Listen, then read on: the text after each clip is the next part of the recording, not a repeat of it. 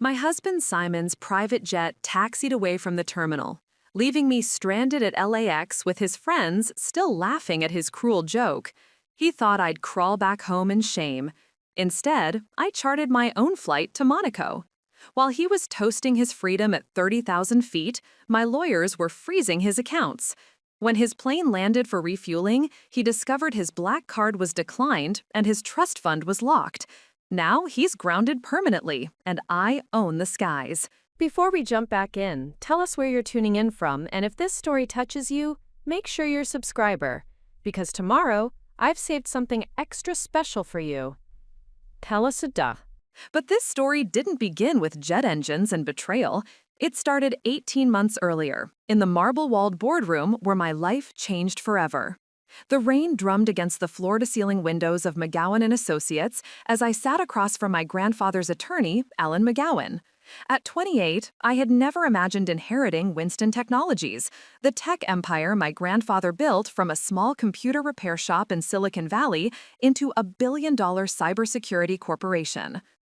"Miss Travis," Ellen said gently, adjusting her wire-rimmed glasses as she reviewed the will, "your grandfather was very specific about his wishes. The entire estate, including his 87% controlling stake in Winston Technologies, passes directly to you." I gripped Simon's hand under the polished conference table, my wedding ring catching the gray afternoon light. We'd been married for 3 years, and Simon had been my rock through Grandfather Winston's long battle with cancer. He'd driven me countless hospital visits, held me during the worst nights, and never once complained when I spent weekends learning the business instead of relaxing with him. "Julia, darling," Simon whispered, squeezing my fingers, "you're going to be incredible at this." Grandfather had always been fond of Simon, appreciating his Harvard MBA and his work as a senior analyst at Goldman Sachs.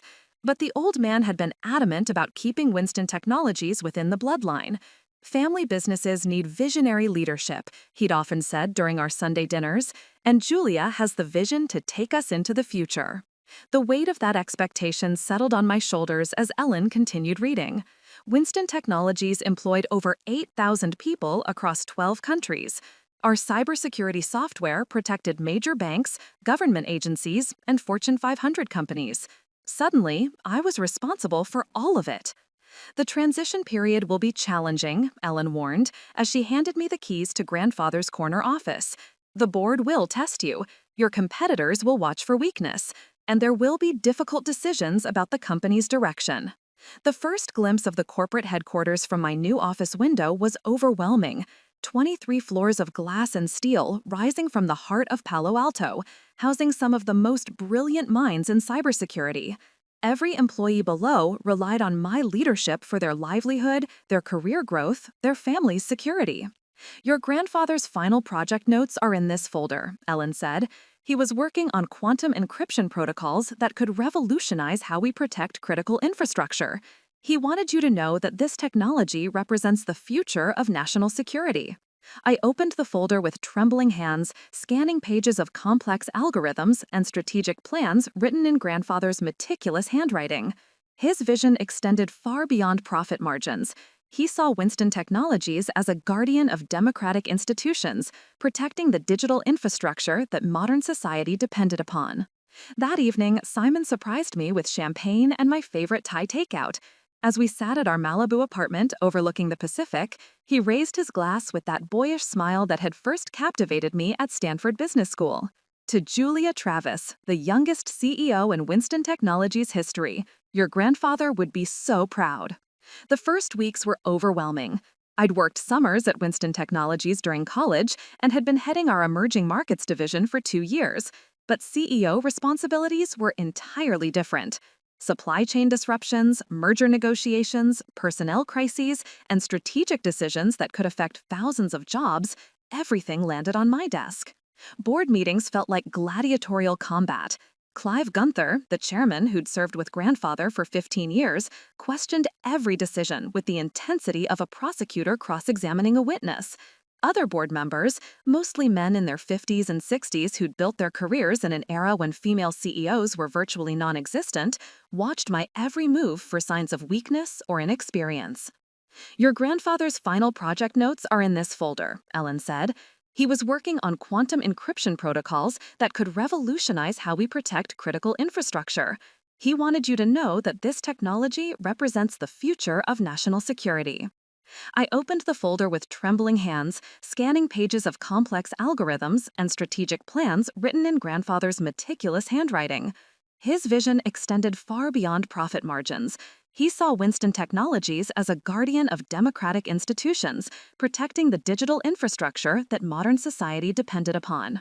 That evening, Simon surprised me with champagne and my favorite Thai takeout. As we sat in our Malibu apartment overlooking the Pacific, he raised his glass with that boyish smile that had first captivated me at Stanford Business School. To Julia Travis, the youngest CEO in Winston Technologies history, he toasted, "Your grandfather would be so proud." The first weeks were overwhelming. I'd worked summers at Winston Technologies during college and had been heading our emerging markets division for 2 years, but CEO responsibilities were entirely different. Supply chain disruptions, merger negotiations, personnel crises, and strategic decisions that could affect thousands of jobs, everything landed on my desk. Board meetings felt like gladiatorial combat. Clive Gunther, the chairman who'd served with grandfather for 15 years, questioned every decision with the intensity of a prosecutor cross-examining a witness. Other board members, mostly men in their 50s and 60s who'd built their careers in an era when female CEOs were virtually non-existent, watched my every move for signs of weakness or inexperience. "The Brennan Systems acquisition offer requires immediate response," Clive announced during my second week. "They're proposing a 30% premium over current market value for full corporate acquisition." "Brennan Systems is our primary competitor," I replied, feeling every eye in the room scrutinizing my response. "Selling to them would eliminate American leadership in critical cybersecurity technologies." "Business isn't about patriotism, Julia," board member Owen Presley interjected. "It's about maximizing shareholder value. Your emotional attachment to your grandfather's vision could cost us significant profits." The dismissive tone, the assumption that my concerns were merely emotional rather than strategic, ignited something fierce within me. This was exactly the kind of thinking grandfather had warned me about. People who saw quarterly profits as more important than long-term security and independence. "Winston Technologies wasn't built to be sold to the highest bidder," I said firmly. "It was built to protect American interests and democratic institutions. Those principles aren't negotiable." The room fell silent.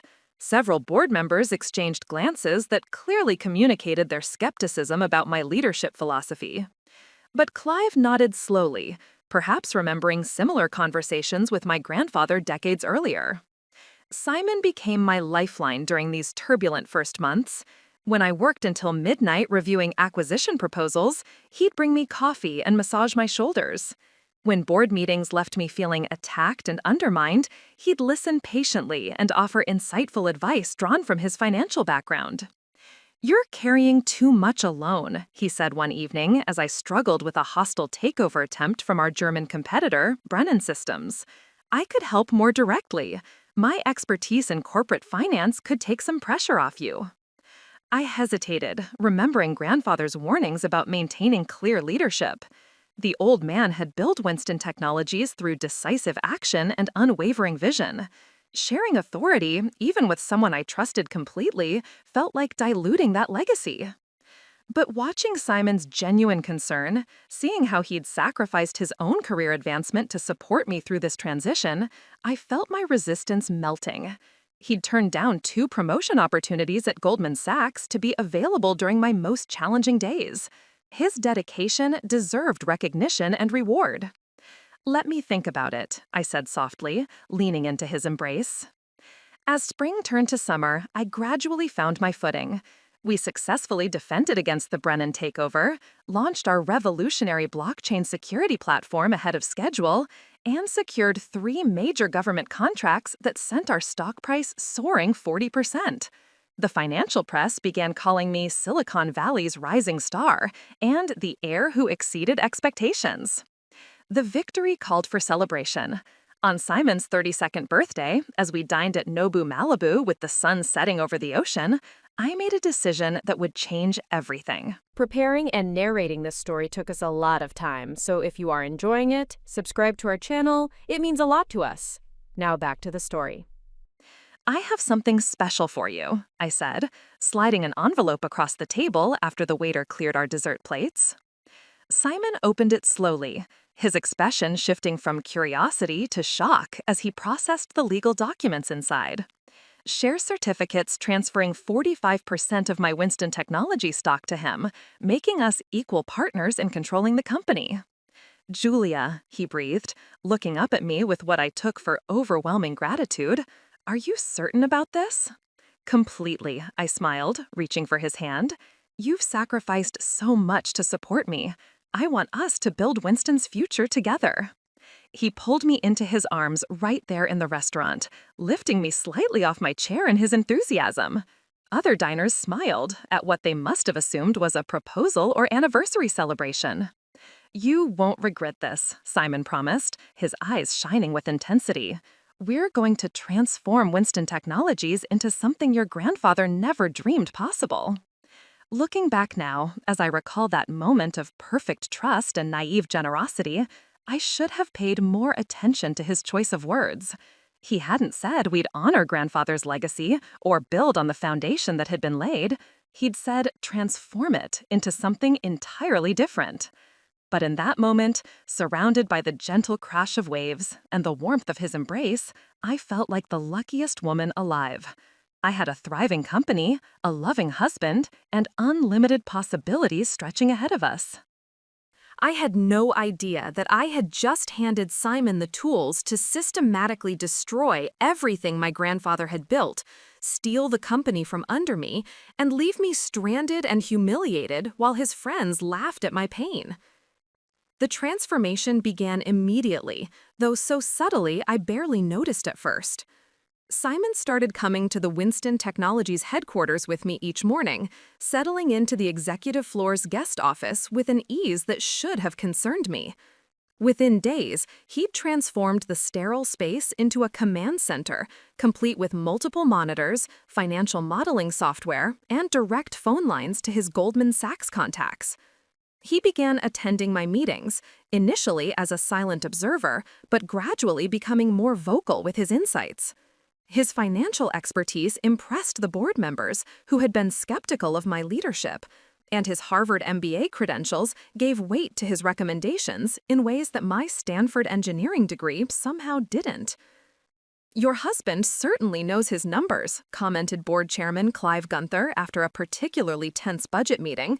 He's got a sharp eye for inefficiencies that could save us millions annually. I smiled proudly, watching through my office windows as Simon charmed our senior developers with coffee and bagels every Friday morning. He remembered everyone's names, asked about their families, and stayed late to help solve complex problems that traditionally would have required executive-level intervention.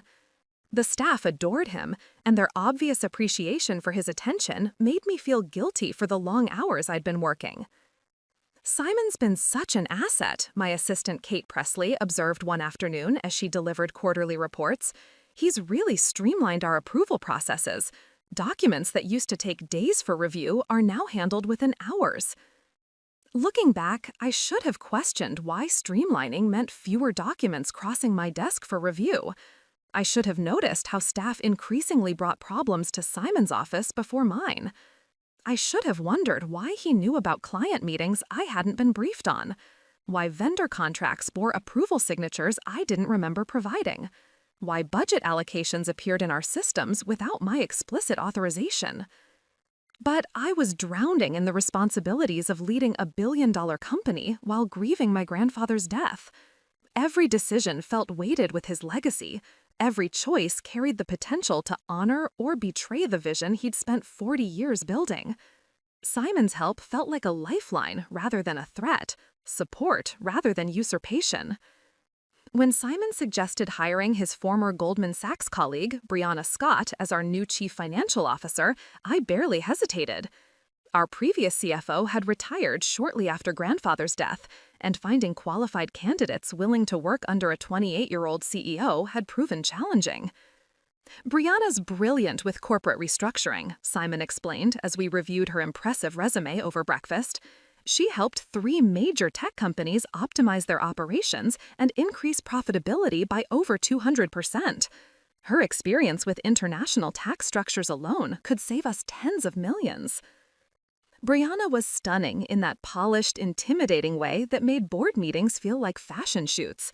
Sharp cheekbones, platinum blonde hair always in a perfect chignon, and designer suits that probably cost more than most people's monthly salaries. She spoke in confident, clipped sentences and had an annoying habit of finishing my thoughts before I could complete them, as if my decision-making process was too slow for her sophisticated understanding. Julia and I were just discussing the server infrastructure upgrades, Simon would say during meetings, his hand resting casually on Brianna's shoulder as they reviewed spreadsheets. Brianna's identified some cost-saving opportunities that could free up capital for more aggressive expansion into emerging markets. I told myself the jealousy twisting in my stomach was just professional insecurity. Brianna had a Harvard MBA, years of experience at prestigious firms, and spoke the language of high finance with fluency I was still developing. She understood bond markets, derivative instruments, and international tax optimization strategies that I'd never needed to master as an engineering-focused executive. Of course, she and Simon worked well together. They shared professional vocabularies and experiences that naturally created collaboration. But their collaboration seemed to extend beyond normal business hours. I'd arrive at the office early to find evidence of late-night meetings, coffee cups still warm, whiteboards covered with financial projections, conference rooms that smelled of expensive perfume mixed with Simon's cologne. When I asked about these sessions, Simon explained them as emergency strategy discussions required by our rapid growth and increasingly complex corporate structure. International expansion requires round-the-clock coordination, he said when I questioned why he'd been at the office until 3 a.m. on a Tuesday. European markets are opening when we're sleeping. Brianna's contacts in London and Frankfurt demand immediate responses to acquisition opportunities. The first real warning sign came during a late evening in October. I'd been working in my office, reviewing security protocols for a new government contract, when I heard voices from Simon's office across the hall. His door was slightly ajar, and I could see him and Brianna huddled over his laptop, their heads bent close together in a configuration that seemed more intimate than professional. "Don't worry about Julia," Simon was saying in a low voice I'd never heard before. "She's still overwhelmed by the transition from her grandfather's death. The emotional impact of losing him has affected her business judgment more than she realizes." I froze, my hand raised to knock on his door.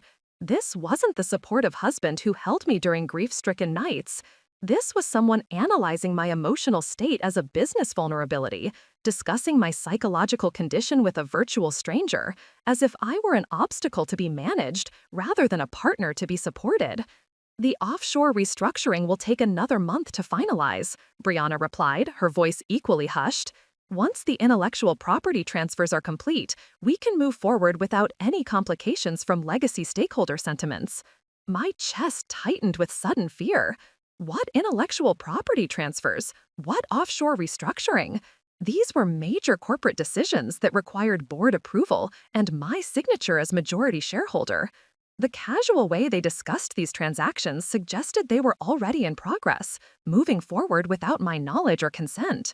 Before I could process this fully, Simon continued, "Grandfather Winston's old guard won't understand the vision.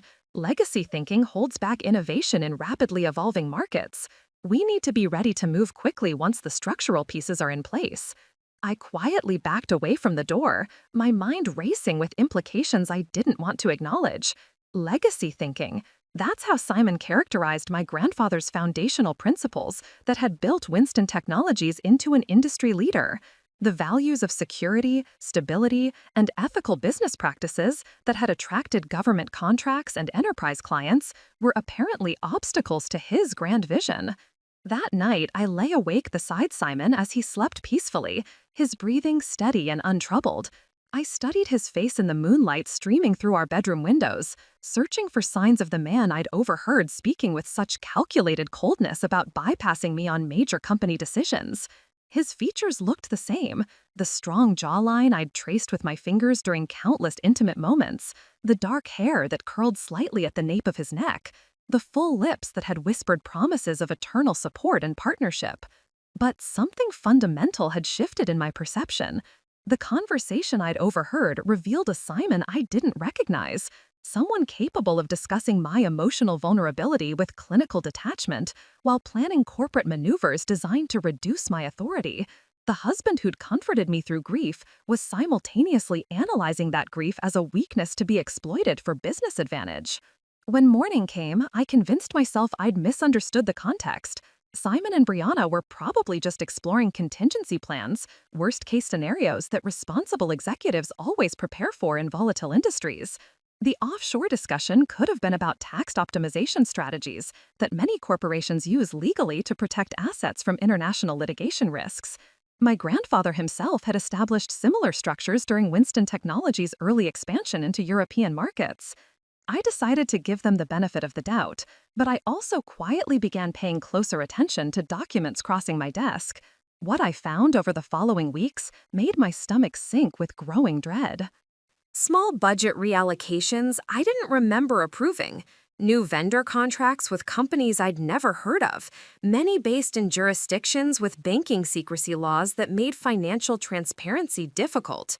Personnel changes in key departments, including the sudden departure of our longtime head of security, Owen Reynolds, who'd been one of grandfather's most trusted allies and institutional memory keepers. Owen decided to pursue opportunities in the private sector, Simon explained when I asked about the departure. Brianna's identified a more cost-effective security solution through her consulting network that will save us nearly 30% annually while providing enhanced monitoring capabilities. But when I tried to reach Owen at home, his number had been disconnected. His LinkedIn profile showed he'd moved to Australia with no forwarding information and no new employment listed. It was as if he'd simply vanished, taking 20 years of institutional knowledge with him. For a security professional to disappear so completely seemed both suspicious and entirely out of character for the methodical, cautious man my grandfather had trusted with our most sensitive operations. The pattern continued with disturbing regularity. Longtime employees who'd worked closely with my grandfather began leaving, replaced by newcomers who reported directly to Brianna or Simon rather than through traditional departmental hierarchies. Each departure was explained as voluntary, each replacement justified as an upgrade in skills or cost-effectiveness.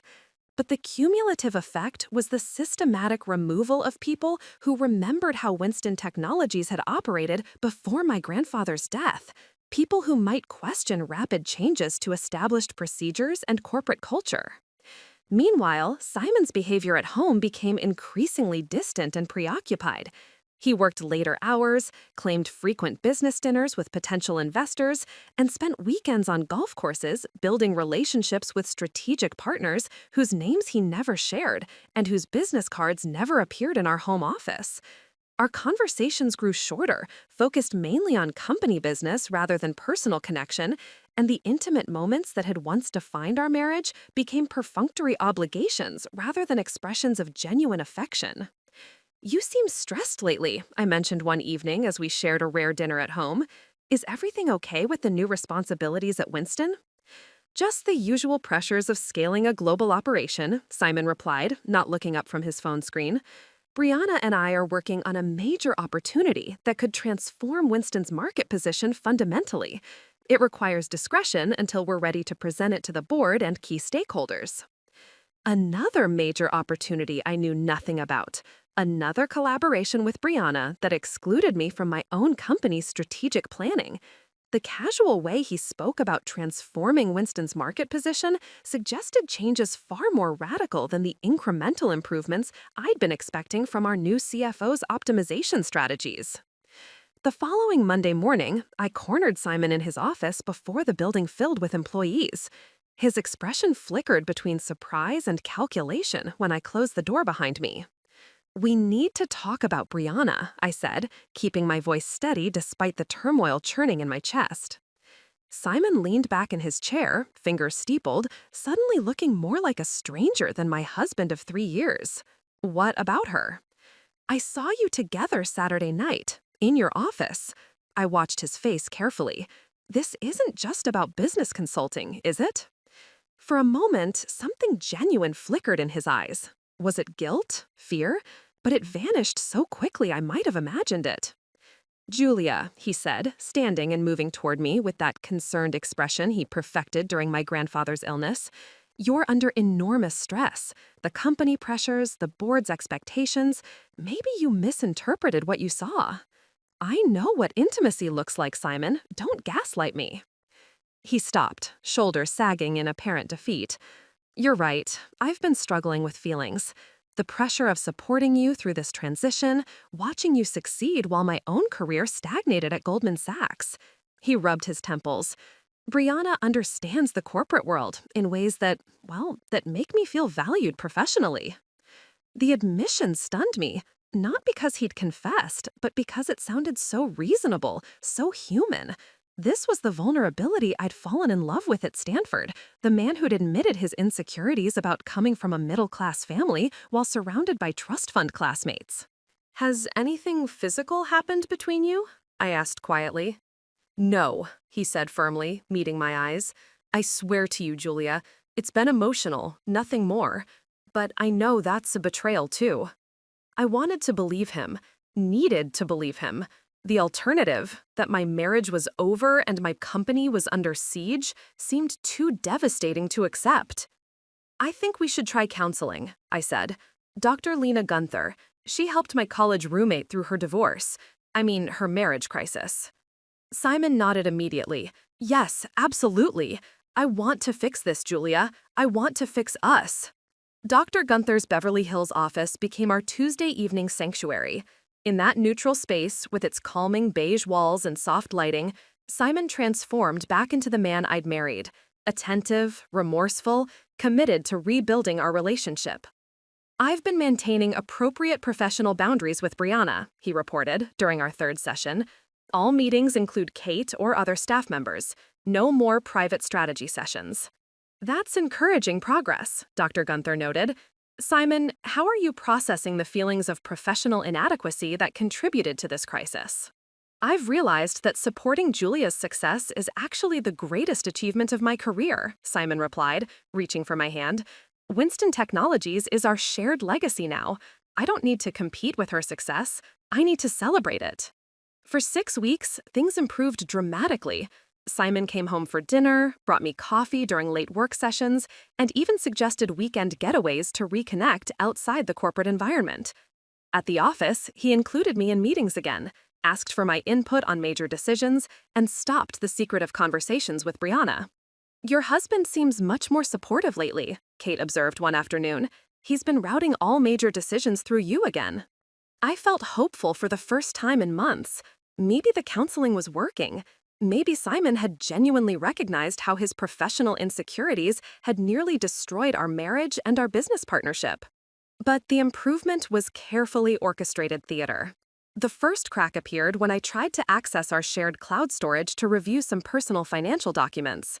My password had been changed. When I asked Simon about it, he looked genuinely confused. I haven't touched our personal accounts, he said. Maybe it's a security update. You know how paranoid these systems have gotten. I reset the password, but something nagged at me. Later that week, I noticed discrepancies in our joint checking account, small transfers I didn't remember authorizing, totaling nearly $50,000 over 3 months. When I confronted Simon, he had an explanation ready. Those are tax optimization transfers, he said, showing me documents that looked official but somehow felt wrong. My accountant recommended moving funds through different accounts to minimize our liability on the capital gains from your stock appreciation. It sounded plausible. Simon had always handled our personal finances, and tax law was certainly complex enough to require professional management. But doubt crept in when I tried to contact his accountant directly and found the number had been disconnected. He retired suddenly, Simon explained. Health issues. I'm working with a new firm now, Presley and Associates. They're much more aggressive about wealth preservation strategies. More concerning was Brianna's continued presence despite Simon's promises. She hadn't been transferred or removed. Instead, she seemed more entrenched than ever. New hires reported directly to her, and major vendor contracts bore her signature rather than mine.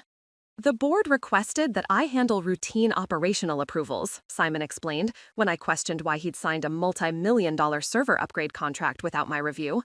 They want you focused on strategic vision, not day-to-day management details. But I hadn't been informed of any such board request. When I checked the meeting minutes, there was no record of this decision. When I asked board chairman Clive Gunther about it directly, he seemed surprised.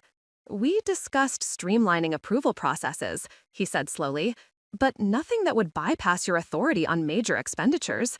Perhaps there was a miscommunication?" The pattern continued. Decisions made in my name without my knowledge, staff changes I hadn't approved, financial commitments that appeared on our books without explanation. Each time I questioned something, Simon had a reasonable explanation, but the explanations never quite aligned with verifiable facts. Most troubling was the discovery that several of our key cybersecurity patents, the innovations that made Winston Technologies industry leaders, had been transferred to a subsidiary company I'd never heard of. When I demanded answers, Simon produced documentation showing I'd supposedly approved the transfers months earlier. "It's a standard intellectual property protection strategy," he insisted. "If Winston Technologies ever faced litigation, our core assets would be insulated in the subsidiary. It's brilliant defensive planning." But the signature on the transfer documents didn't look quite like mine, though it was close enough to pass casual inspection. And I had no memory of signing anything related to intellectual property transfers. "You were exhausted that week," Simon reminded me. "Remember? You had food poisoning and were working from home. Kate brought the papers to the house for your signature." I did remember being sick, sleeping poorly, signing documents Kate brought without reading them carefully. It was possible I'd approved something I didn't fully understand, but the nagging feeling persisted that something fundamental was wrong. That nagging feeling became certainty when I discovered Brianna had been accessing my computer using administrative credentials I'd never given her. The security logs showed late-night sessions when she'd reviewed confidential files, copied strategic documents, and even accessed my personal email. When I confronted Simon with this evidence, his mask finally slipped completely. "You're becoming paranoid, Julia," he said coldly. "The stress of leadership is clearly affecting your judgment. Maybe you should consider taking a leave of absence until you can think more clearly." This wasn't the vulnerable, remorseful husband from our counseling sessions. This was someone calculating and manipulative, someone who'd been playing an elaborate game while I'd been fighting to save our marriage. "I want Brianna gone," I said firmly, "today, and I want a full audit of every decision made in my name over the past 6 months." Simon's smile was sharp and humorless. "That's not your decision to make anymore, Julia. The board voted yesterday to restructure executive authority. Effective immediately, major personnel decisions require unanimous approval from all shareholders." "I'm the majority shareholder," I reminded him. "Actually," he said, pulling out a legal document, "you're not. The intellectual property transfers included equity adjustments, combined with my existing shares, Brianna's stock options, and the new investor group. You now hold exactly 49% of Winston Technologies." The room spun. I grabbed the edge of his desk to steady myself as the full scope of his betrayal became clear. While I'd been trying to save our marriage, he'd been systematically stealing my company. "You can't do this," I whispered. "It's already done," Simon replied. "The only question now is whether you want to be part of Winston's future or obstacle to it." The Winston Technologies annual gala was supposed to be my triumph. Instead, it became the stage for my complete humiliation. The Beverly Hills Hotel's Crystal Ballroom sparkled with 500 guests, investors, clients, industry leaders, and tech journalists who'd come to celebrate our record-breaking year. I'd spent weeks planning every detail, from the ice sculptures shaped like our logo to the slideshow highlighting grandfather's vision and our technological innovations. I wore the midnight blue Valentino gown Simon had surprised me with for our anniversary, my grandmother's diamond necklace catching the ballroom's crystal chandelier light. For a few hours, I felt like the successful CEO I'd worked so hard to become. Ladies and gentlemen, Simon announced, taking the microphone after dinner, tonight we celebrate not just Winston Technology's achievements, but our exciting future. I smiled from my seat at the head table, expecting him to call me up for my prepared remarks about our new quantum encryption breakthrough. Instead, his next words froze my blood. I'm thrilled to announce that Winston Technologies will be merging with Brennan Systems, creating the world's largest cybersecurity conglomerate.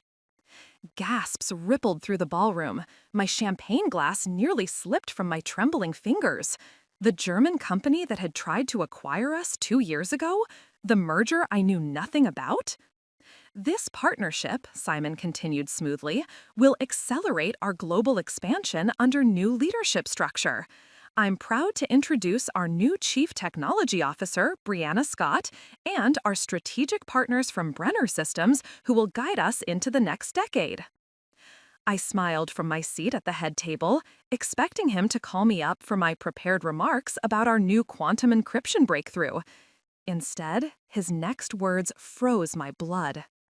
I'm thrilled to announce that Winston Technologies will be merging with Brennan Systems, creating the world's largest cybersecurity conglomerate. Gasps rippled through the ballroom. My champagne glass nearly slipped from my trembling fingers.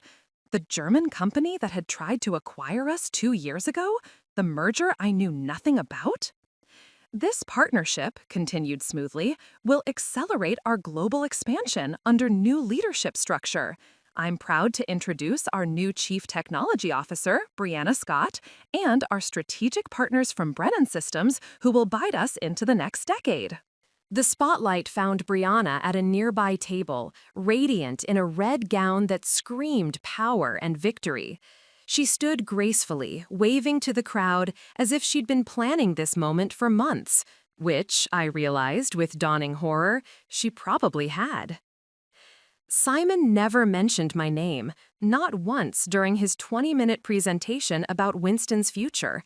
I sat frozen at the head table, 500 pairs of eyes occasionally glancing my way with confusion and pity, while my husband announced the systematic dismantling of everything my grandfather had built. When he finally returned to our table, his smile was pure triumph masquerading as concern. "Surprised?" he whispered, leaning close enough that his breath tickled my ear. "The board approved everything yesterday in emergency session, something about protecting company interests during a period of leadership instability." "Leadership instability?" I managed to whisper back. "Your recent erratic behavior, missing meetings, questioning routine decisions, paranoid accusations about staff loyalty." His hand found mine under the table, squeezing just hard enough to hurt. The board felt intervention was necessary. Around us, conversation buzzed with excitement about the merger. Industry contacts approached our table with congratulations and questions about implementation timelines. I smiled mechanically, nodding at appropriate moments while my world crumbled. Later, locked in the hotel's marble bathroom, I frantically called Ellen McGowan. "Julia, thank God!" Ellen's voice was tight with concern. "I've been trying to reach you all day. The emergency board meeting, the merger announcement, none of this was properly authorized." "What do you mean?" I whispered, pressing my phone closer to my ear as other guests entered the bathroom. The bylaws require 72 hours notice for any meeting involving major corporate changes. Yesterday's session was called with 4 hours notice, and several board members weren't even present. It's legally questionable at best. "But Simon said they voted." 3 people voted, Julia, out of 7 board members, and 2 of them were Brianna and Simon himself, voting shares that may not be legally valid if the intellectual property transfers were fraudulent. Hope sparked in my chest. Can we challenge this? We need to move fast. I'm filing emergency injunctions first thing Monday morning. But Julia, Ellen paused, there's something else. I've been investigating the offshore subsidiary where your patents were transferred. It's owned by a shell company in the Cayman Islands. The ultimate beneficiary appears to be a trust controlled by Brianna Scott. The bathroom spun around me. Not only had Simon stolen my company, he'd given it to his mistress. That night, I lay awake researching everything I could find about Brianna Scott.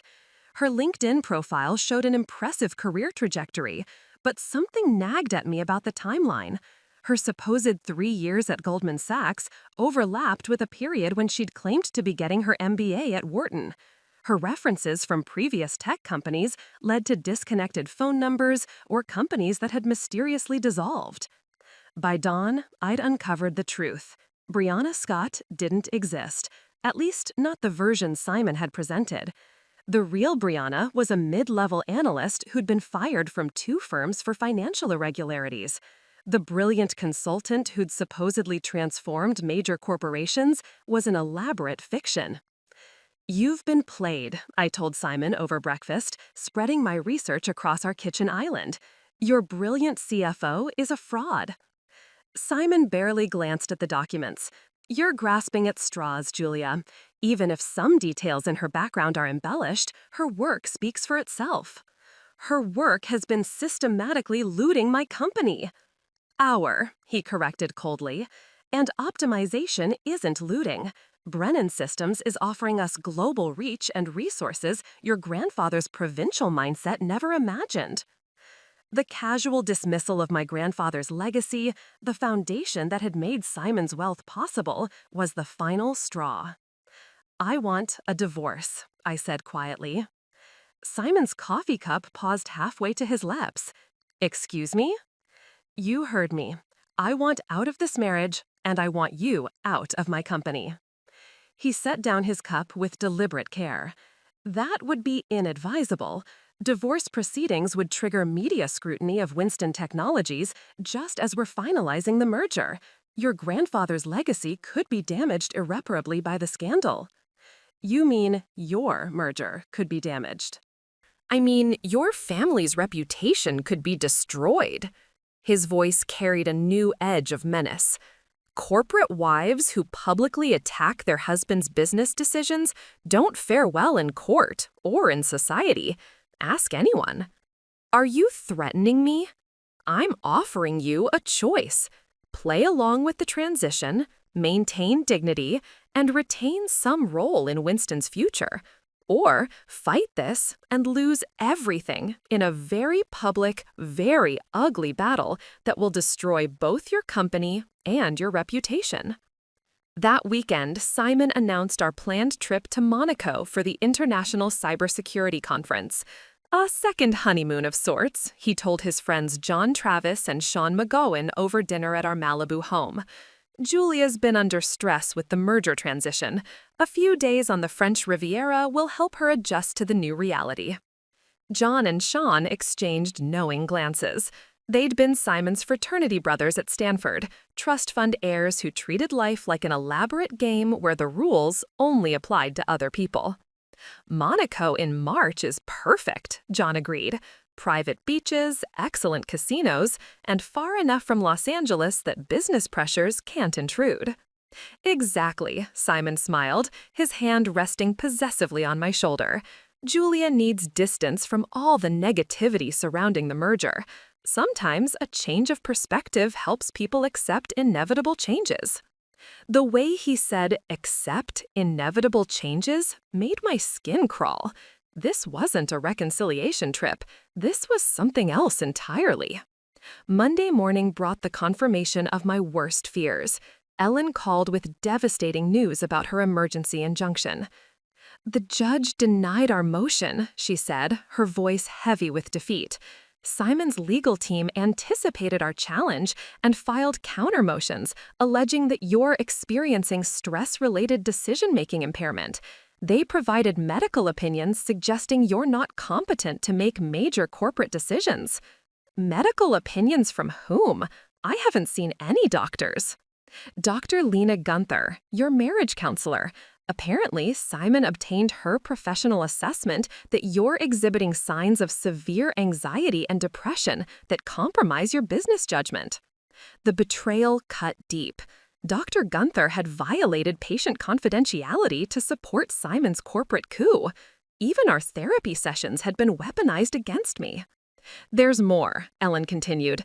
Simon's accelerated the Monaco trip. You're scheduled to leave Thursday instead of next week. And Julia, I think you should know that Brianna Scott has also booked flights to Nice on Friday. The trap was closing. Monaco wasn't a second honeymoon.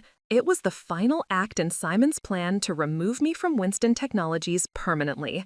And I had less than 3 days to figure out how to fight back.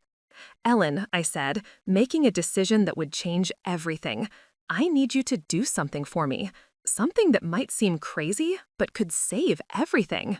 What do you need? Book yourself a flight to Monaco. We're going to beat them at their own game. Thursday morning arrived with the kind of crisp Los Angeles sunshine that made deception seem impossible. Simon whistled while packing his Louis Vuitton suitcase, carefully folding the Italian suits he'd bought with Winston Technologies' executive clothing allowance.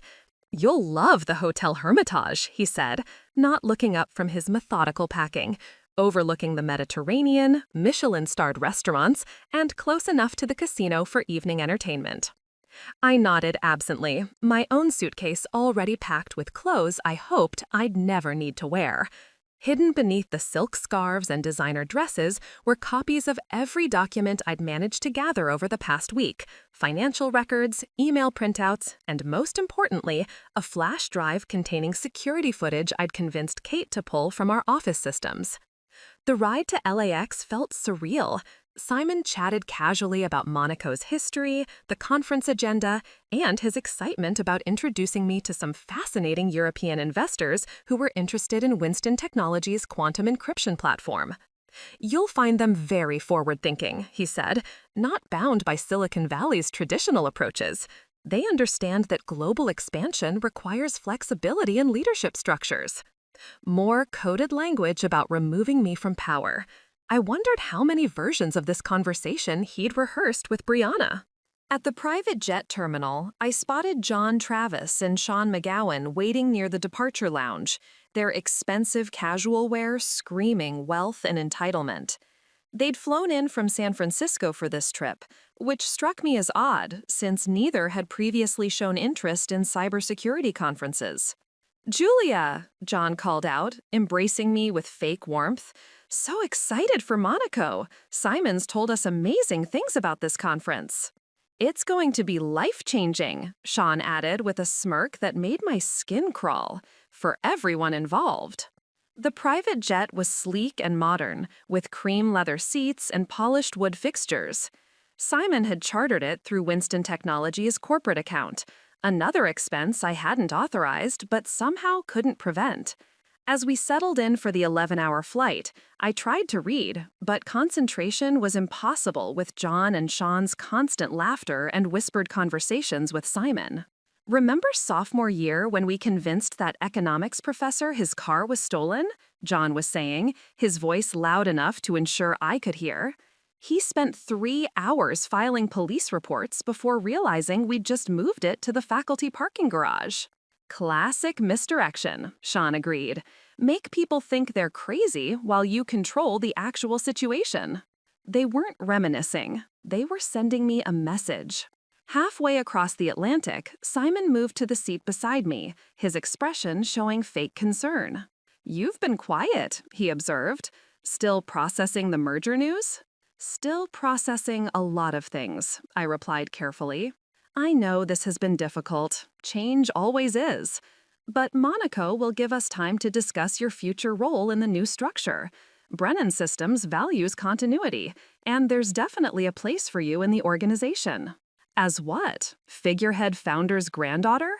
His smile was patronizing. "As someone who understands Winston's legacy and can help preserve it during the transition. Think of yourself as a cultural ambassador for your grandfather's values." The condescension was breathtaking. Reduce me to a ceremonial role while Simon and Brianna controlled the actual business?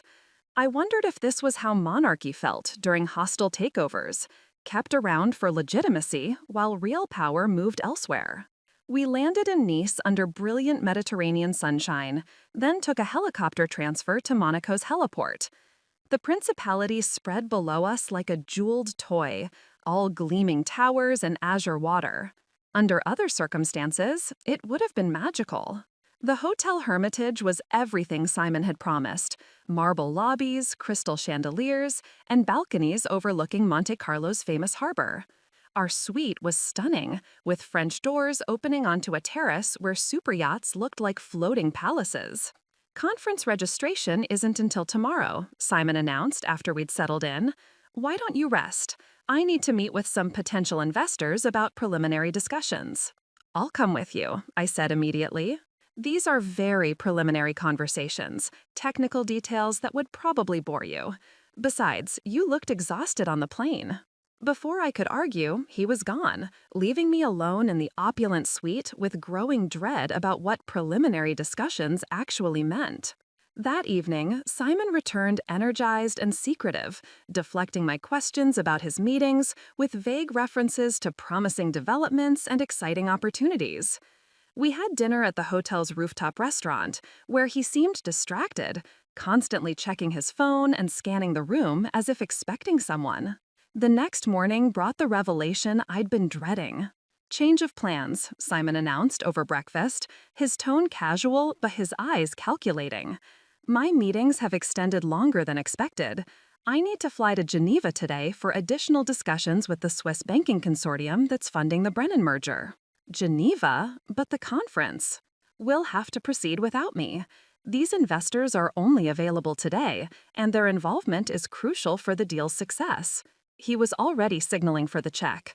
"The company jet is being repositioned anyway. Perfect timing." "I'll come with you," I said, knowing what his answer would be. "Impossible.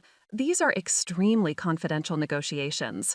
Swiss banking laws are very strict about who can be present during preliminary discussions." His smile was sharp. "Besides, you should enjoy Monaco. Think of it as a vacation from all the corporate stress." The trap was springing. Leave me isolated in Monaco while he flew to Geneva for meetings that probably didn't exist.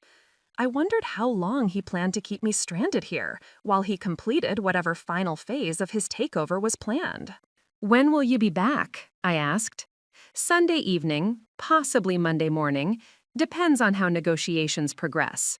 He leaned over to kiss my forehead, a gesture that felt more like marking territory than affection.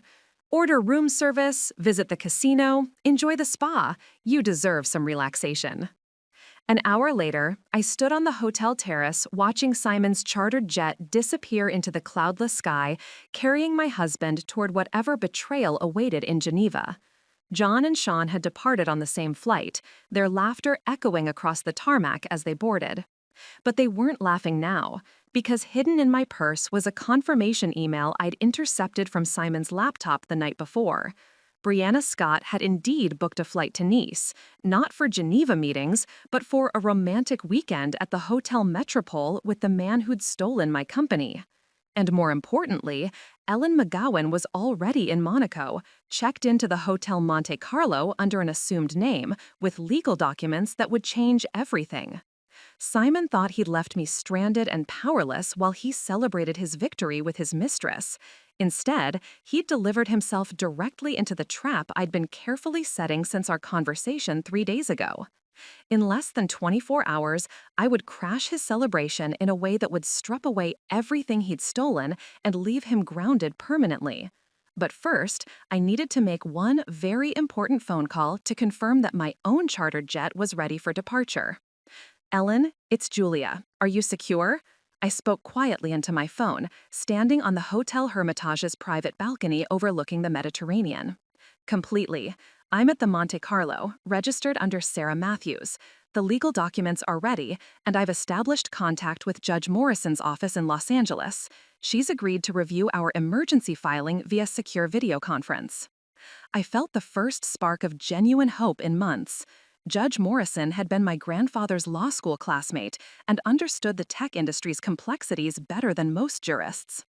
"What's our legal position?" I asked. Stronger than I initially thought. The forensic accountants I hired found smoking gun evidence. Simon and Brianna have been systematically transferring Winston Technologies' assets to shell companies, but they made a critical error. The intellectual property transfers require your signature as the original patent holder's heir, regardless of your current shareholding percentage. But I signed those transfer documents when I was sick. The signatures were forged, Julia. We had them analyzed by 3 independent handwriting experts. Simon never expected anyone to scrutinize them this closely. Ellen's voice carried satisfaction. We can prove fraud, which invalidates every transaction they've made since October. The magnitude of this revelation stunned me. Not only had Simon betrayed our marriage, he'd committed federal crimes to steal my company. There's more, Ellen continued. I tracked down Owen Reynolds in Australia. Your former head of security didn't retire voluntarily. Simon threatened to fabricate charges against him if he didn't disappear quietly. Owen's willing to testify about the systematic intimidation of employees who questioned recent changes. Will his testimony hold up in court? He kept detailed records, emails, recorded conversations, even security footage of meetings where Simon explicitly discussed removing legacy obstacles from the company. Owen was documenting everything because he suspected corporate espionage. Smart man. Grandfather had hired Owen specifically because of his paranoid attention to security details. What about the medical evaluation that Dr. Gunther provided? I asked. Completely inadmissible. She violated patient confidentiality and exceeded her professional scope by making corporate competency assessments. The California Medical Board is launching an investigation, and her testimony could result in license suspension. Each piece of Ellen's updates strengthened my resolve. Simon had constructed his takeover on a foundation of lies, forgery, and intimidation. Now that foundation is about to crumble. What's our timeline? I asked. Judge Morrison will hear our emergency motion Monday morning Los Angeles time. If she grants it, Winston Technologies' accounts will be frozen immediately, all recent transactions reversed, and Simon's corporate authority suspended pending investigation. That's tomorrow morning for us here in Monaco. Exactly, which brings me to the next phase of our plan. Ellen's voice took on a conspiratorial tone. I've been monitoring Simon's activities through the private investigation firm we hired. He's not in Geneva for banking meetings. Where is he?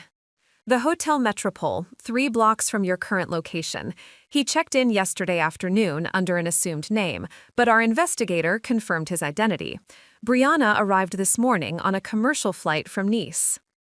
The betrayal still stung, but now it felt like evidence rather than personal devastation. They're celebrating their corporate coup with a romantic weekend, while believing you're stranded and helpless at the Hermitage. But Julia, there's something else you need to know. Our investigation uncovered the real reason for this Monaco trip. I waited, sensing something significant was coming. Simon isn't just celebrating, he's finalizing the sale of Winston Technologies to Brennan Systems. The contracts are being signed tomorrow evening at a private dinner on Klaus Brennan's yacht in Monaco Harbor. Once those documents are executed, retrieving your company becomes exponentially more difficult. Even with the forgery evidence? International corporate law is complex. If Brennan Systems can claim they were innocent purchasers who relied on seemingly valid documentation, they might retain ownership, even if Simon's authority is later proven fraudulent. The window for action was closing rapidly. Tomorrow evening, my grandfather's life's work would disappear into a German conglomerate, and proving Simon's crimes wouldn't necessarily restore Winston Technologies to American control.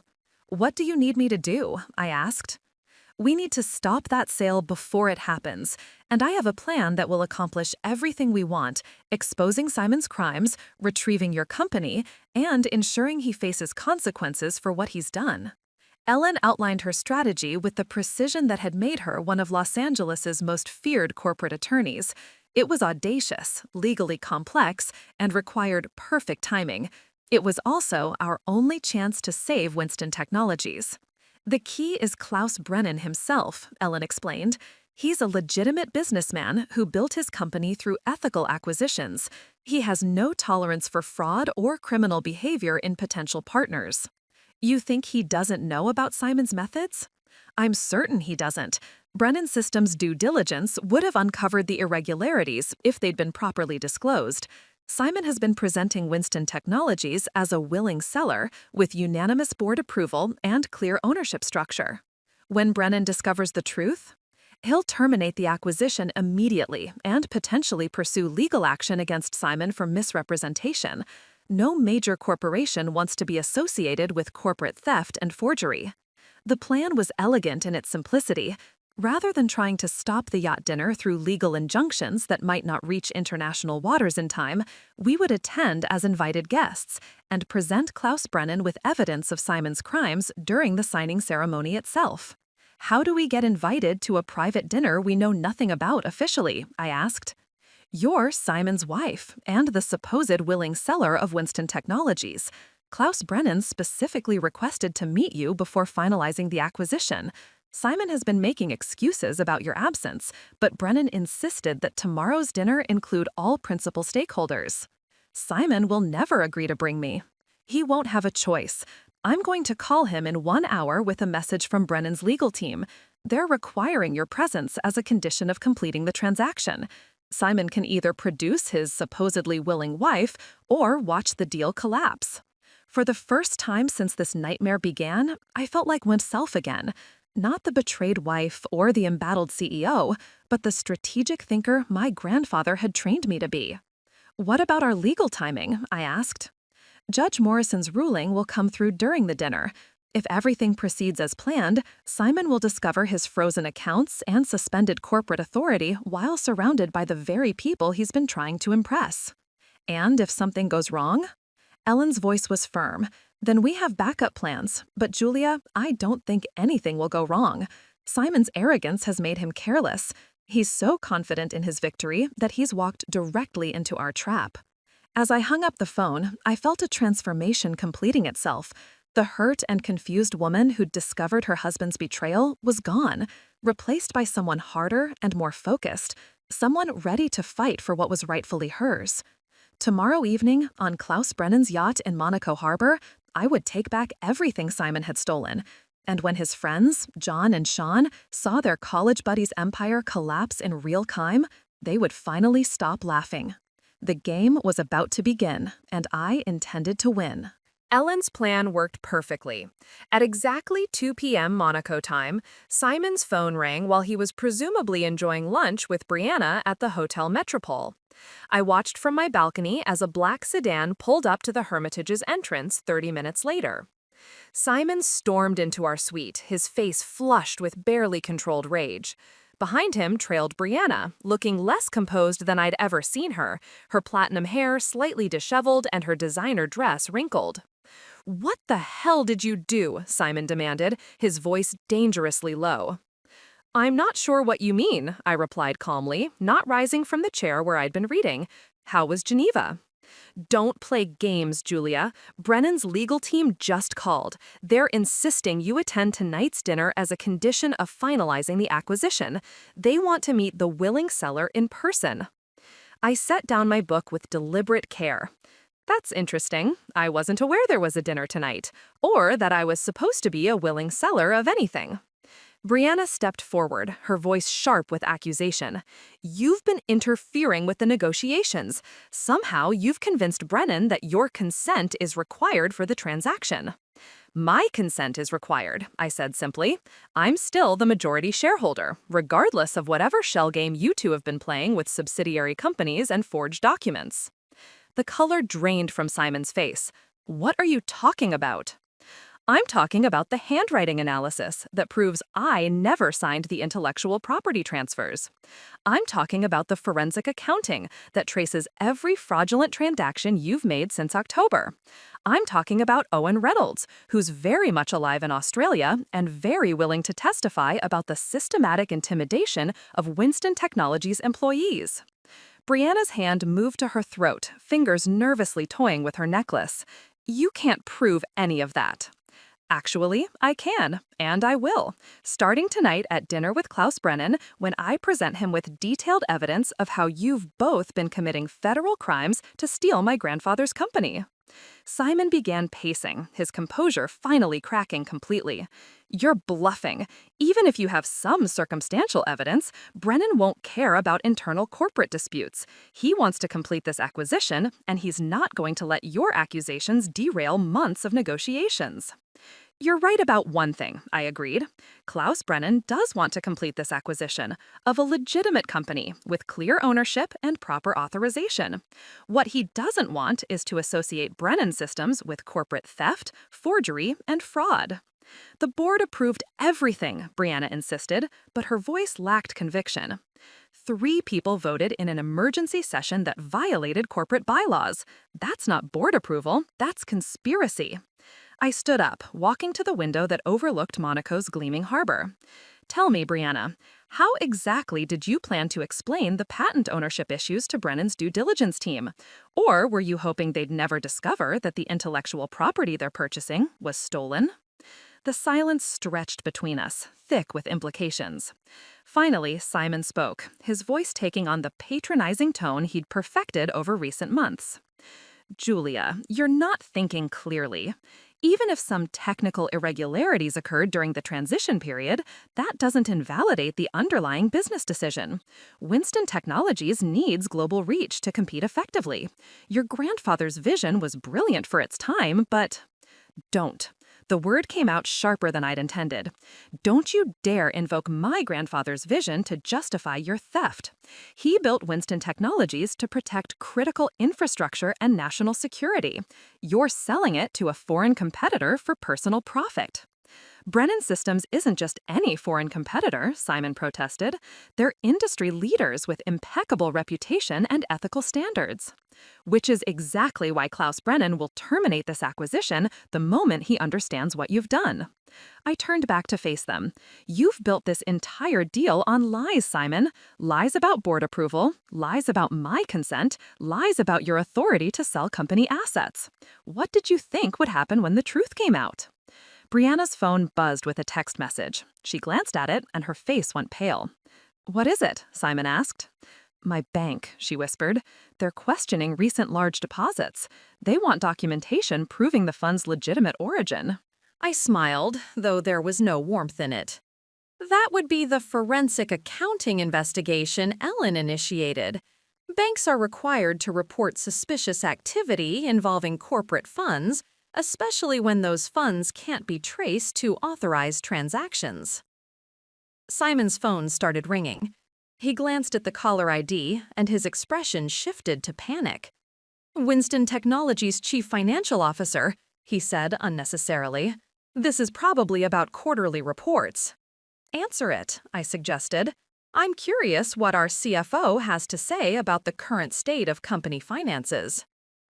Simon hesitated, then declined the call. Immediately, another call came through from a different number, then another. Within minutes, his phone was buzzing constantly with incoming calls from board members, department heads, and business partners. Something's wrong, Brianna said, her voice barely above a whisper. Something's very right, I corrected. Justice is finally catching up with both of you. My own phone chimed with a text from Ellen. Judge Morrison granted emergency injunction, all company accounts frozen, Simon's authority suspended pending criminal investigation. Timing perfect for tonight's dinner. I showed them the message. Simon read it twice before the implications fully registered. This is impossible, he said. You can't just freeze corporate accounts based on unsubstantiated allegations. I can, when those allegations are supported by handwriting analysis, financial forensics, and witness testimony documenting systematic fraud. I gathered my purse and jacket. Now, I believe we have a dinner to attend. Klaus Brennan is expecting to meet the willing seller of Winston Technologies. You can't possibly think we're going to that dinner now, Brianna protested. Oh, we're definitely going. All of us. My smile was genuine now, anticipating the evening ahead.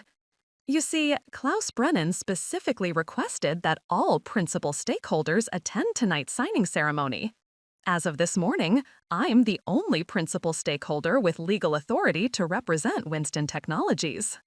What about the dinner? Simon asked desperately.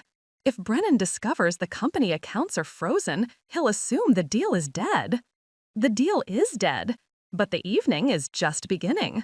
I'm particularly looking forward to the moment when you try to explain to Klaus Brennan why you've been lying to him for months about your authority to sell a company you've been systematically looting.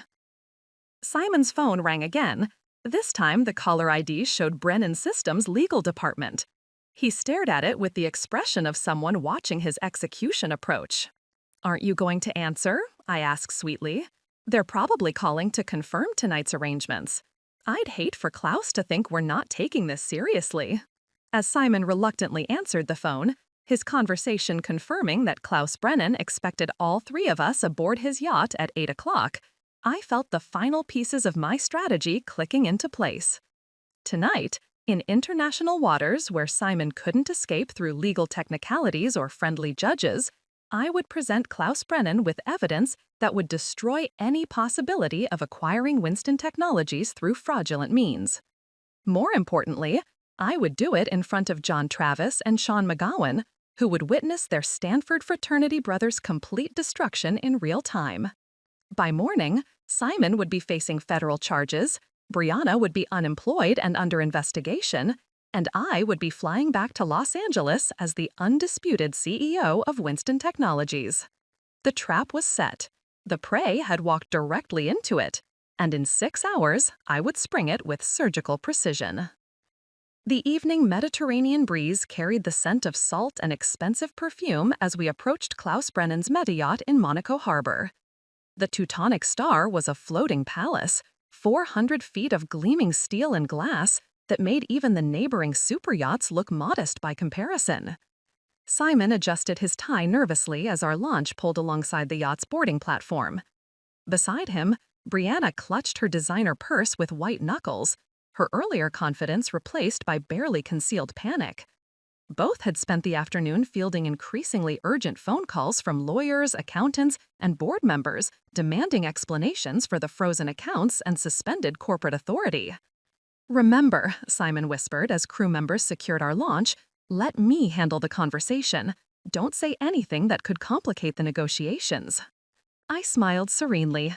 "Don't worry, Simon. I'll let you do all the talking. Right up until the moment I don't." Klaus Brennan greeted us personally at the yacht's reception area, a distinguished man in his 60s with silver hair and the bearing of someone accustomed to command. His handshake was firm, his English accented but precise. "Mrs. Travis," he said, using my maiden name deliberately. "Finally, we meet. I've been very curious about the granddaughter of Winston Travis. Your grandfather was a legend in our industry." "Thank you, Mr. Brennan. He would have been honored by your interest in his company." Klaus's eyes sharpened. "Would have been? You speak as if the interest is past tense." Before I could respond, Simon stepped forward with his practiced charm. "Julia's still adjusting to the transition, Klaus, the emotional aspects of selling the family business, you understand." "I understand completely," Klaus replied, though his gaze remained fixed on me. "Family legacies are precious things. They shouldn't be surrendered lightly." The dinner was held on the yacht's upper deck, with panoramic views of Monaco's glittering coastline. The table was set for 8, Klaus and his wife Helena, their chief legal counsel, Simon, Brianna, myself, and, to my surprise, John Travis and Sean McGowan. "I invited your husband's business partners," Klaus explained as we took our seats. "They spoke so enthusiastically about Winston Technologies' potential under new management." John and Sean flanked Simon, their expressions smugly confident.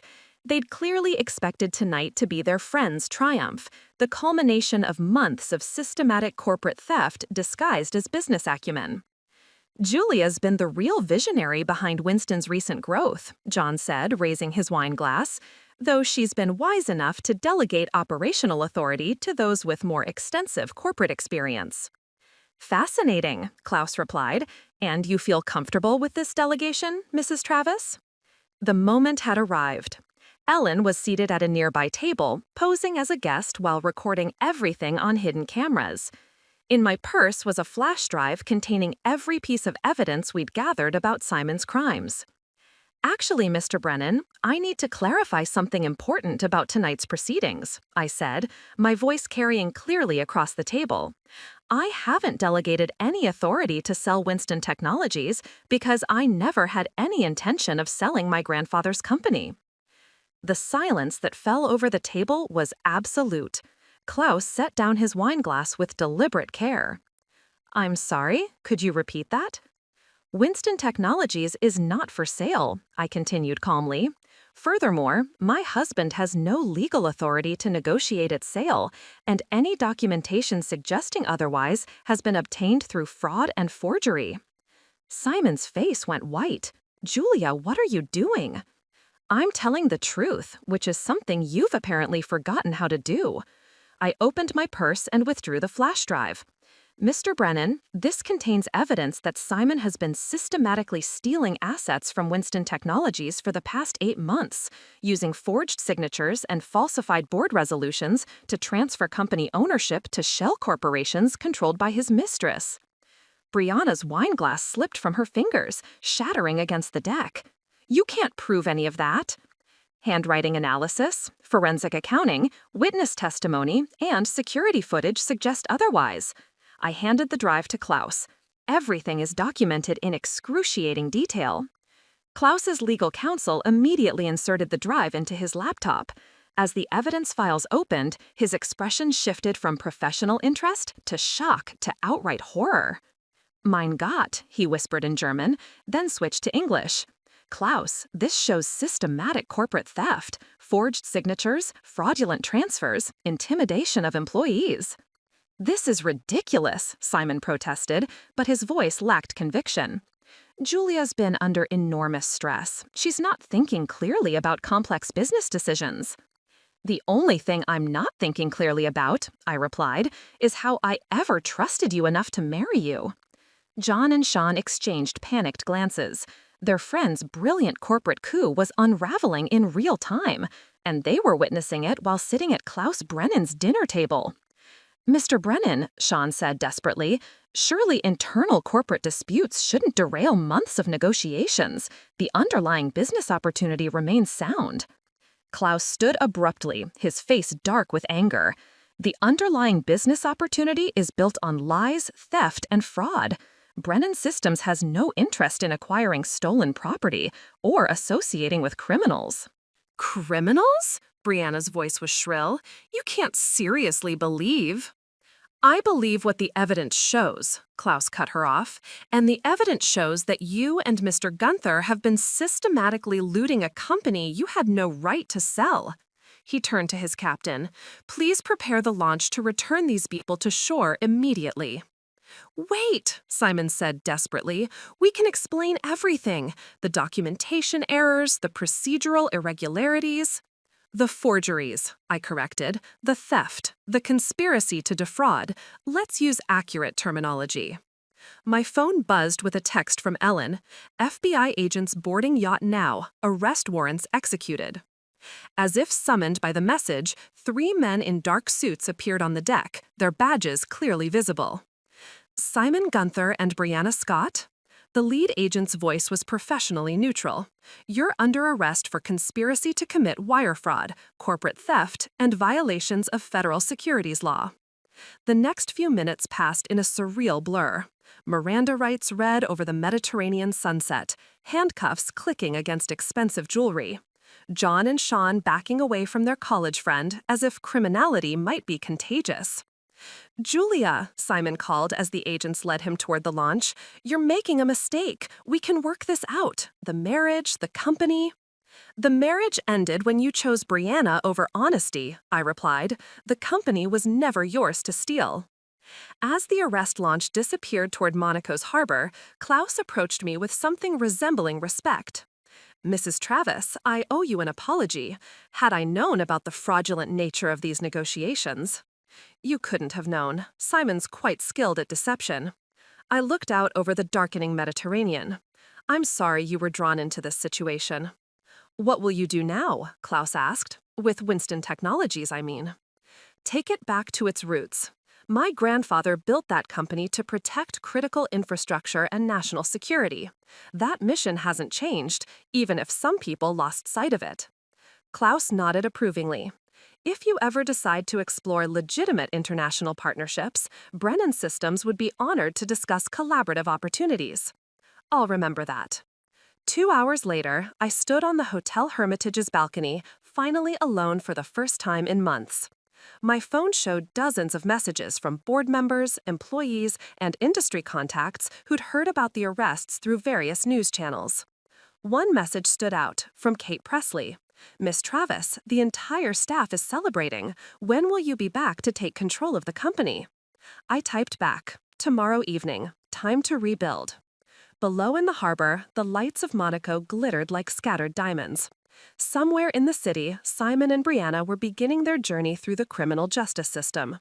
Tomorrow, I would begin my journey back to the CEO's office my grandfather had always intended me to occupy.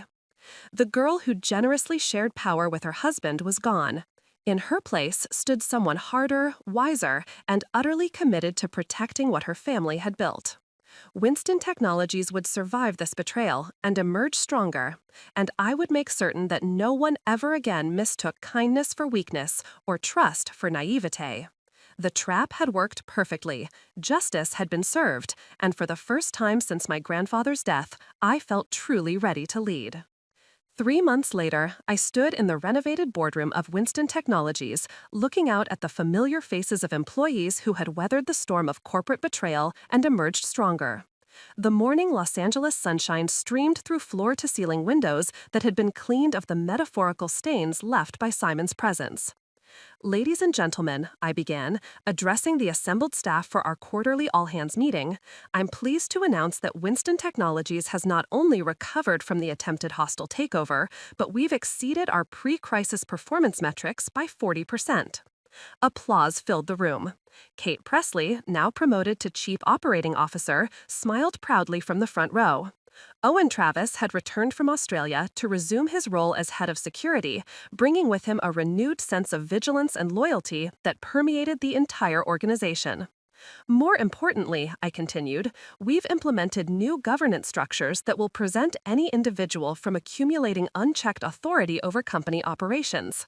Every major decision now requires multiple approvals, transparent documentation, and board oversight." The transformation hadn't been easy. The first few weeks after returning from Monaco had been consumed with legal proceedings, media management, and the complex process of unwinding Simon's fraudulent transactions. Federal prosecutors had moved swiftly, and both Simon and Brianna were now serving substantial prison sentences for corporate theft and conspiracy. John Travis and Sean McGowan had escaped criminal charges but faced civil lawsuits that would likely bankrupt them both. Their Stanford fraternity brothers' fall from grace had dragged them down as well, destroying their reputations in Silicon Valley's tight-knit investment community. "We've also received some exciting news from our international partners," I announced. "Klaus Brennan and Brennan Systems have agreed to a legitimate joint venture that will expand our cybersecurity platform into European markets, while maintaining full American control of our core technologies." The irony wasn't lost on me. The very deal Simon had tried to force through fraud and theft was now happening through proper channels, with transparent negotiations and mutual respect. Klaus had proven to be exactly the ethical business partner his reputation suggested, and our collaboration was already yielding innovative solutions that neither company could have achieved alone. After the meeting, I retreated to my office, grandfather's old corner office that I'd finally made my own. The space had been completely redesigned, maintaining the warm wood paneling and leather furniture that evoked Winston Technologies' history, while adding modern touches that reflected my vision for the company's future. On my desk sat 2 framed photographs. The first showed grandfather at the original Winston storefront, his proud smile captured forever in black and white. The second was more recent, a photo of our entire staff taken at last month's company picnic, their faces reflecting the confidence and security that came from working for a leader they could trust. Ellen McGowan knocked on my office door, entering with the final legal documents from the Simon Gunther case. The asset recovery is complete, she announced, setting a thick folder on my desk. Every penny Simon and Brianna stole has been returned to Winston Technologies, along with substantial penalties and interest. The offshore accounts have been closed, and all fraudulent subsidiary companies have been dissolved. What about the personal damages? I asked. The divorce settlement was finalized yesterday. You retain sole ownership of all marital assets, including the Malibu house. Simon's legal fees and restitution payments have left him essentially bankrupt. Ellen's smile was professionally satisfied. Justice has been served rather thoroughly. I nodded, feeling a sense of closure that had been months in the making. The betrayal still stung, but it no longer defined my daily experience. I'd learned to channel that pain into positive change, both personally and professionally. There's one more thing, Ellen said, pulling out a smaller envelope. A letter from Simon, delivered through his attorneys. You're under no obligation to read it, but legally I had to inform you of its existence. I stared at the envelope for a long moment, then placed it in my desk drawer without opening it.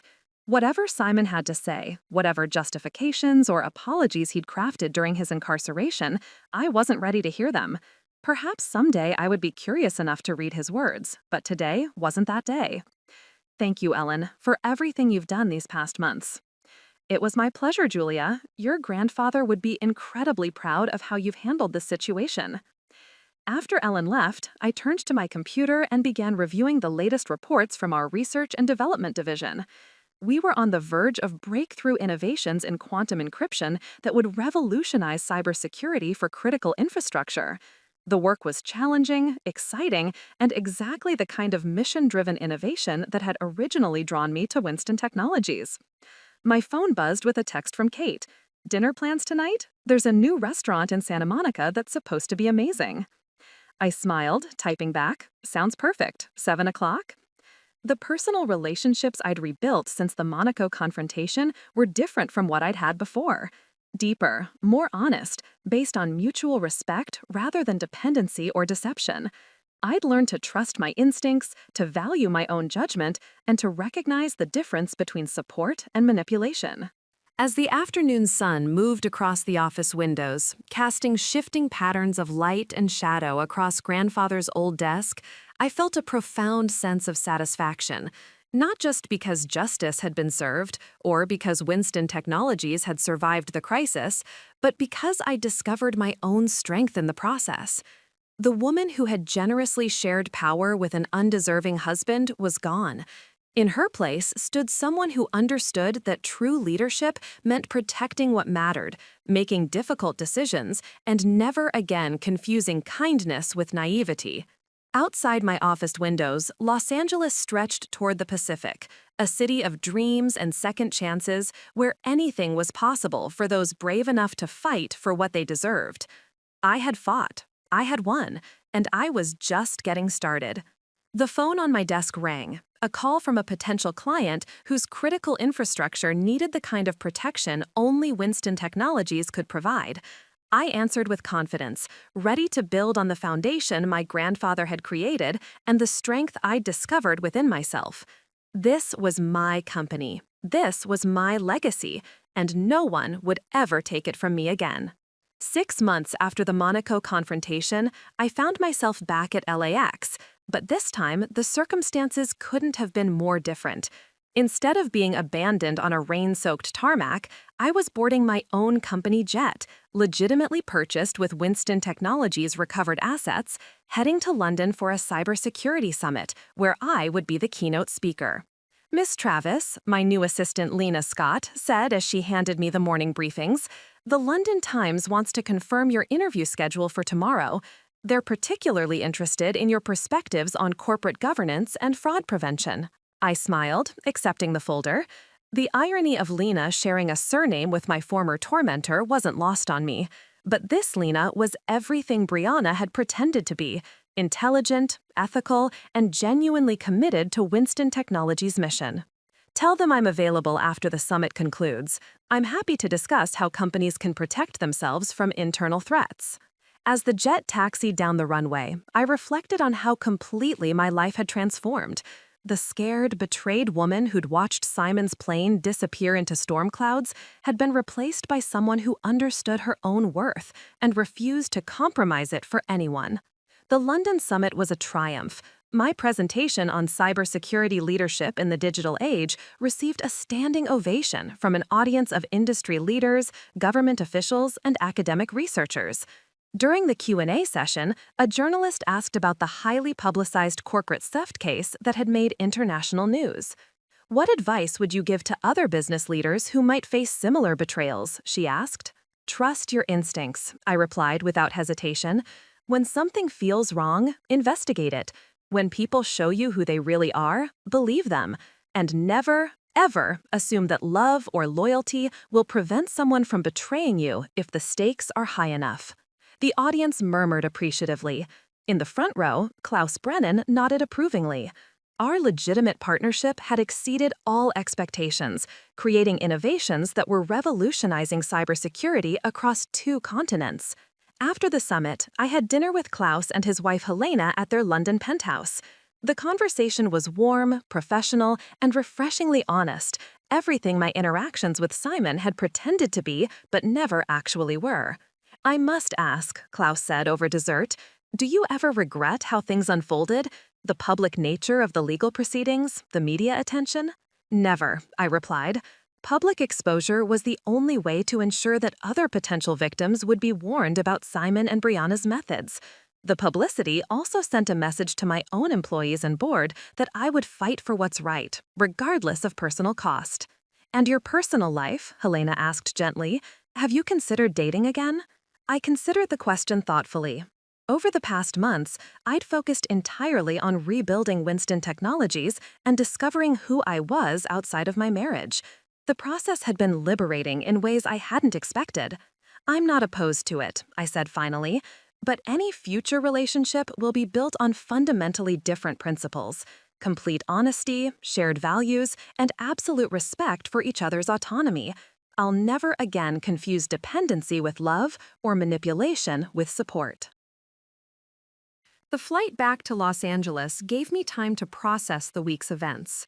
I'd spoken to audiences totaling over 3,000 people, signed preliminary agreements for 2 major new partnerships, and received invitations to join 3 prestigious corporate boards. The recognition was gratifying, but more importantly, it represented validation of the path I'd chosen. As we descended toward LX, I noticed storm clouds gathering on the horizon, a reminder of that terrible night when Simon had abandoned me here. But this time, I was in control of my own transportation, my own destiny, and my own future. Kate met me at the private terminal with updates on the latest Winston Technologies developments. We'd secured 2 major government contracts, hired 50 new employees, and our stock price had reached an all-time high. "There's one more thing," Kate said as we walked toward my car. "John Travis called. He's asking for a meeting." I paused, surprised. Simon's former friend had been notably absent from all public discussions since the Monaco arrests. What does he want? He wouldn't say, just that it was important and personal. I considered it. John had enabled Simon's behavior, laughed at my humiliation, and participated in the cruel psychological games that had preceded my abandonment. But he'd also been a peripheral figure rather than a central conspirator. "Schedule it for next week," I decided, "in the office with you present. I'm curious what he has to say." The meeting, when it occurred, was awkward and revealing. John appeared genuinely remorseful, older than his years, and financially devastated by the civil lawsuits that had followed Simon's criminal conviction. "I wanted to apologize," he said, struggling to maintain eye contact, "for everything. The Monaco trip, the things we said, the way we treated you, Sean and I. We got caught up in Simon's confidence, his certainty that he was building something amazing." "You got caught up in his lies," I corrected, "and you chose to be complicit rather than ask difficult questions." John nodded miserably. "I know, and I'm paying for it now. Not just financially, but I can't look at myself in the mirror without remembering how we laughed while you stood alone on that tarmac." "Why are you telling me this now?" I asked. "Because you deserved better. Because Simon destroyed lives beyond just his own, and someone needs to acknowledge that. He paused. And because I'm hoping, maybe you could write a character reference letter for my bankruptcy proceedings. Not because I deserve it, but because you're the only person whose opinion might actually matter to the court. The request was audacious, but I found myself considering it. Not because John deserved my help, but because forgiveness was part of moving forward completely. I'll think about it, I said finally. That evening, I sat in my Malibu home office, the same room where I'd once signed documents giving Simon half my company, and drafted a brief letter acknowledging that while John had shown poor judgment, he hadn't been a primary architect of the fraud. It was a small gesture, but it felt like closing the final chapter of a painful story. Outside my windows, the Pacific Ocean stretched toward the horizon, constant and eternal. I'd weathered the storm, emerged stronger, and built something better from the ruins of what I'd lost. Winston Technologies was thriving, my personal life was fulfilled, and I'd learned lessons about trust, power, and self-worth that would serve me for the rest of my life. The woman who'd been left stranded at an airport was gone forever. In her place stood someone who would never again mistake kindness for weakness or allow anyone to diminish her worth. I had landed first, in every way that mattered, and I was just beginning to soar. Up next, you've got 2 more standout stories right on your screen. If this one hit the mark, you won't want to pass these up. Just click and check them out. And don't forget to subscribe and turn on the notification bell so you don't miss any upload from us.